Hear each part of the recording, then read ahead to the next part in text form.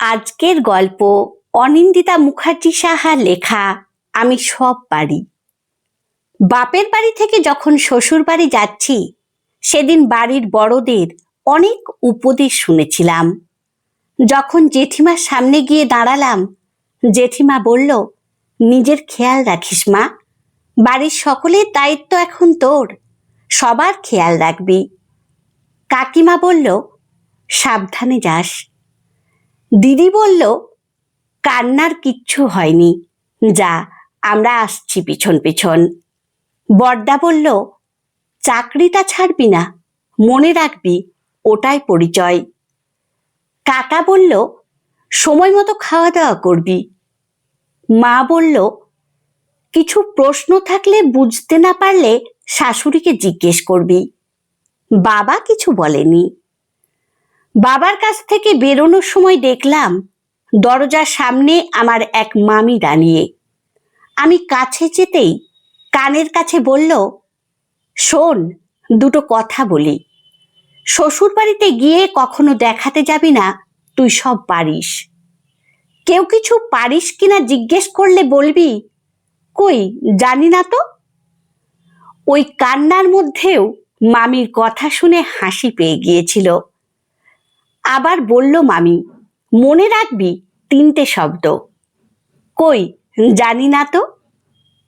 আমি একটু অবাক হয়ে এগিয়ে গেলাম এবং শ্বশুর বাড়িতে ঢুকে সব ভুলে মায়ের শেখানো কথাগুলোকেই মনে ধরে রাখলাম।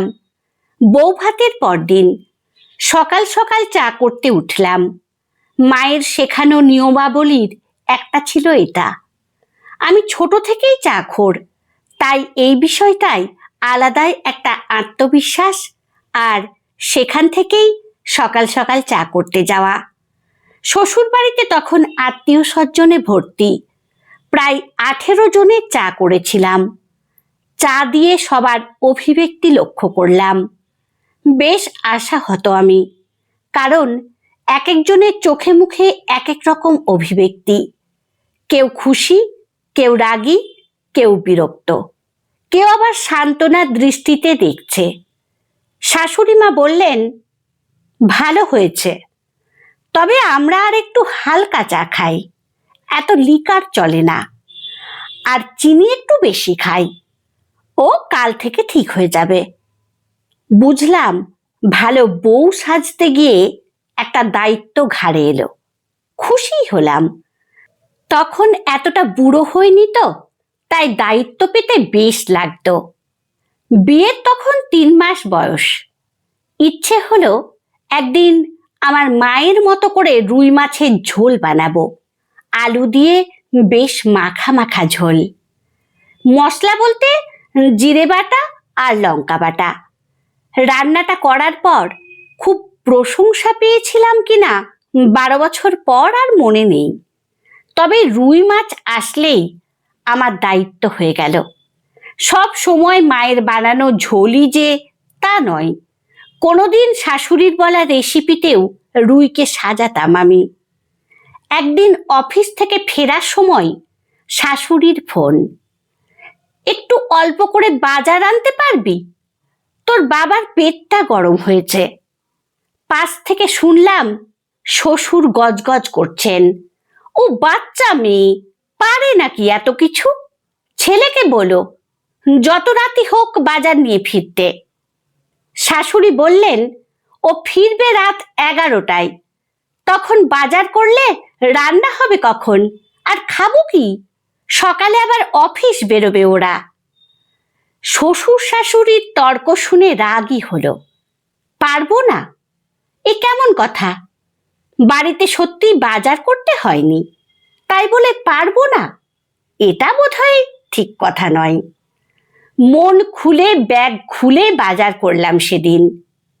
ফেরার পর শ্বশুর শাশুড়ি দুজনেই প্রশংসায় পঞ্চমুখ। ছেলের থেকেও নাকি ভালো বাজার করেছি, আর বেগুনগুলো উফ, অপূর্ব, খুব তাজা, এটা নাকি শ্বশুরও ভালো কিনতে পারেন না। সেই থেকে বেগুনের দায়িত্ব পড়ল আমার ওপর। গদগদ হয়ে আমিও সেই দায়িত্ব পালন করে চলেছি। আর শ্বশুর মারা যাওয়ার পর পুরো বাজারের দায়িত্ব পেয়ে গেলাম, শুধু ভালো সবজি চেনার অপরাধে। ছেলে বলল, মা, তুমি পড়া না ধরলে আমার পড়াই হয় না, তুমি রংটা দেখিয়ে না দিলে আঁকাও হয় না। বরের আবদার, তুমি ব্যাংকের কাজকর্মগুলো দেখে রেখো, তুমি ঠান্ডা মাথার মানুষ। বুঝতে পারছেন তো দায়িত্ব আর প্রশংসা কেমন হাত ধরাধরি করে বন্ধুত্ব পাতায়। আজ বিয়ের এতগুলো দিন পর হঠাৎ মামির কানে কানে বলা কথাটা মনে পড়ল। কই জানি না তো। ইস, সব পারি না দেখিয়ে যদি এটা দেখাতাম প্রথম দিন থেকে যে আমি পারি না, আমি জানি না, শুধু শ্বশুর বাড়ি নয়, সব জায়গায়, অফিস, বাড়ি, রাস্তাঘাট, তাহলে হয়তো অনেক দায়িত্ব থেকে পিঠ বাঁচাতে পারতাম।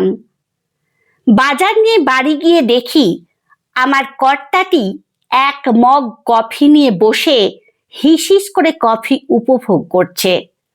আমি বাজার নিয়ে ঢুকতেই বলল, বাহ, পালং শাকটা দারুণ কিনেছ তো, কি সবুজ, সত্যি ট্যালেন্টেড তুমি। আমি দেখলাম পালং শাকগুলো বাজারের ব্যাগ থেকে উঁকি মারছে।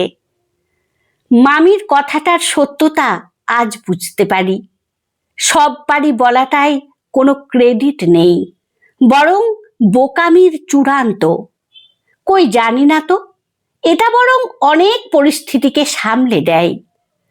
মিলিদি আমার সহযাত্রী, একটা মাল্টিন্যাশনাল কোম্পানির অ্যাকাউন্টসে আছে।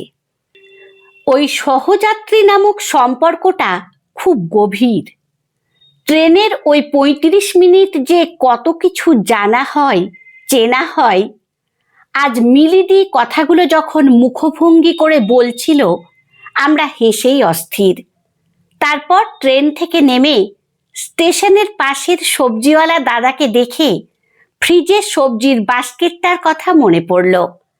তাড়াতাড়ি ২ আঁটি লাল শাক, শসা, ভেন্ডি, টমেটো কিনে নিলাম।